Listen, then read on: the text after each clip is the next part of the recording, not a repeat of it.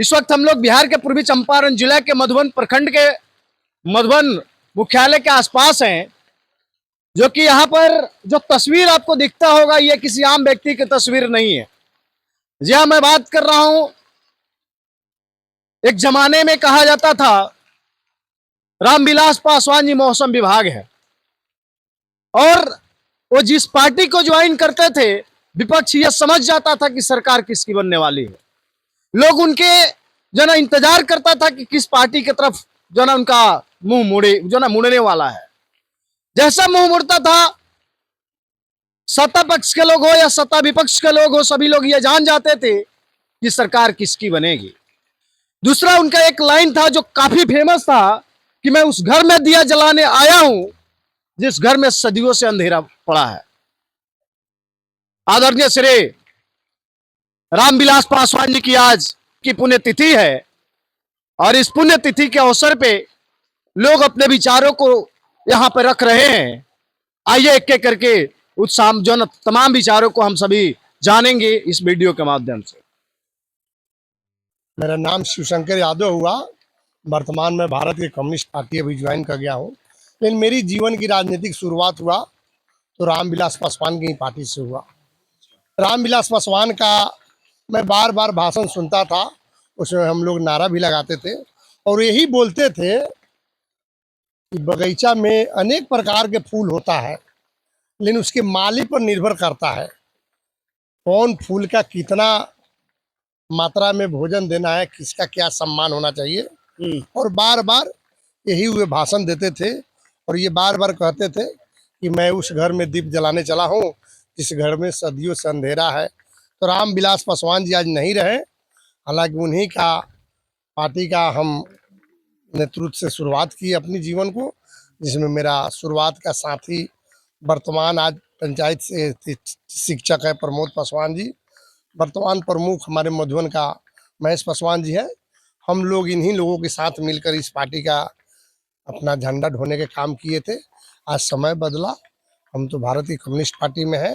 आज इनकी पुण्य तिथि मनाने में मतलब बहुत दुख है कि ऐसे महान पुरुषों को इतना जल्दी नहीं जाना चाहिए जो हम लोग के बीच में नहीं है। और क्या बोले, बोलने के लिए तो बहुत है और वक्ता लोग हैं, अपनी बात को रखेंगे।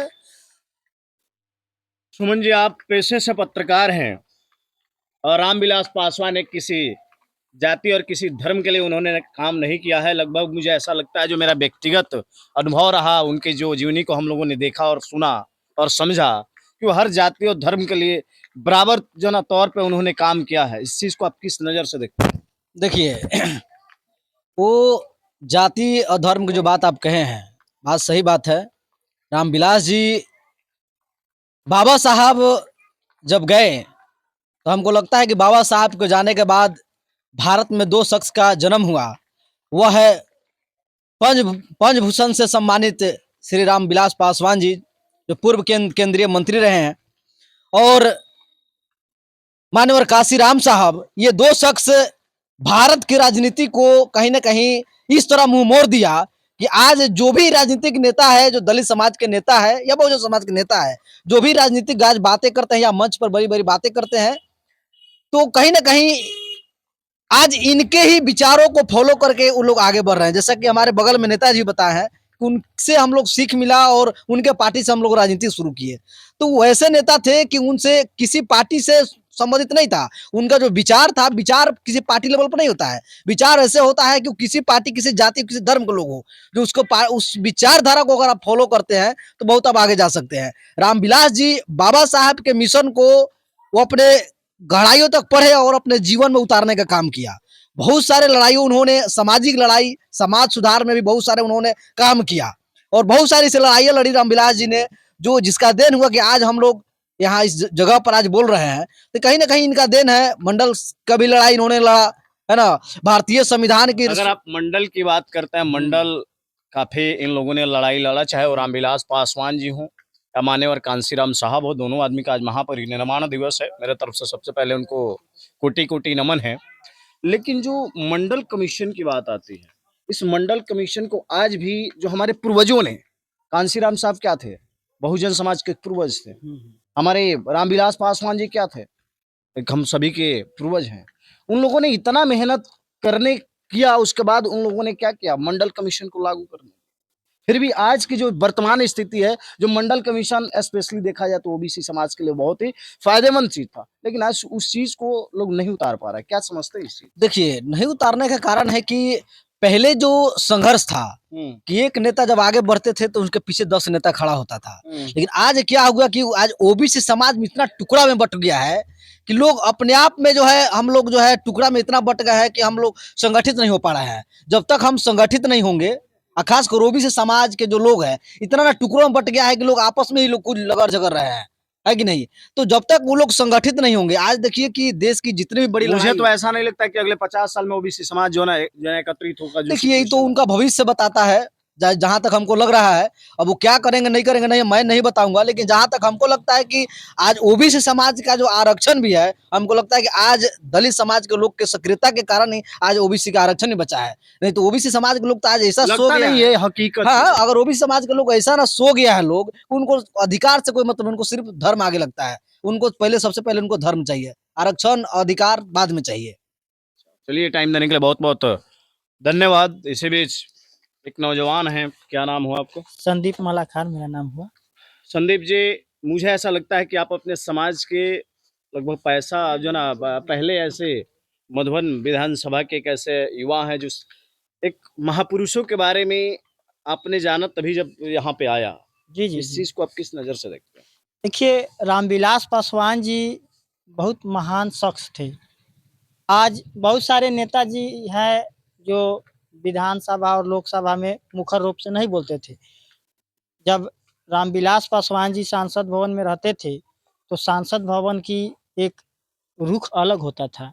कोई भी बिल होता था, उस पर बहस होती थी, तो रामविलास पासवान जी पिछड़ों के और दलितों और सभी समुदाय के लोगों को, महिलाओं के हक की बात, सारे हक की बात मुखर रूप से रखते थे। चलिए, बहुत बहुत धन्यवाद। आज तो उस तरह की स्थिति नहीं है। आज के नेताओं लोग सिर्फ जा रहे हैं और सांसद बन के शोभा की वस्तु बन के रह जा रहे हैं। चलिए, बहुत बहुत धन्यवाद। आप तो चिराग के फैन होंगे। बिल्कुल। चिराग पासवान को जो है ना कहाँ तक आप समझते हैं, कहाँ तक जानते हैं आप? जहाँ तक मैं जानता हूँ कि चिराग पासवान बिहार में एक ऐसे युवा टैलेंटेड नेता है कि वो जो स्पीच दे देंगे, शायद बिहार में अभी के डेट में उनके बराबरी का स्पीच देने वाला हमारे नज़र में शायद कोई नेता भी नहीं है। वो जो भाषण देते हैं, उनका टक्कर देने वाला बिहार में अभी कोई ऐसा युवा नेता नहीं है जो उनके स्पीच को तोड़ सके। बहुत अच्छा भाषण देते हैं वो। रामविलास पासवान जी के बारे में क्या जानते हैं आप? इस जी देखिए, जहाँ पुण्यतिथि तक पे मेरा आप आए हैं। उम्र का हिसाब है, मेरा उम्र काफ़ी कम है जितना रामविलास पासवान जी के बारे में मैं जाना हूँ। जैसे कहावत कहा जाता है कि भाई में भरत जैसा भाई, भक्त में हनुमान जैसा भक्त और क्रिकेट में महेंद्र सिंह धोनी जैसा क्रिकेटर और राजनीति में रामविलास पासवान जी जैसा नेता इस धरती पर सिर्फ एक बार ही जन्म लेता है। और ये अटल सत्य है कि जो जन्म लिया है उसको जाना है। आज रामविलास पासवान जी को गए हुए लगभग 4 साल पूरे हो रहे हैं। तो उनके कमी को तो पूरा हम लोग नहीं कर सकते हैं, लेकिन उनके विचारधारा को हम लोग ज़रूर फॉलो करते हैं और उनके विचारधारा पर हम लोग चलते हैं। और उन्हीं का पुत्र है चिराग पासवान जी, जो हमारे नेता है आदरणीय चिराग पासवान जी।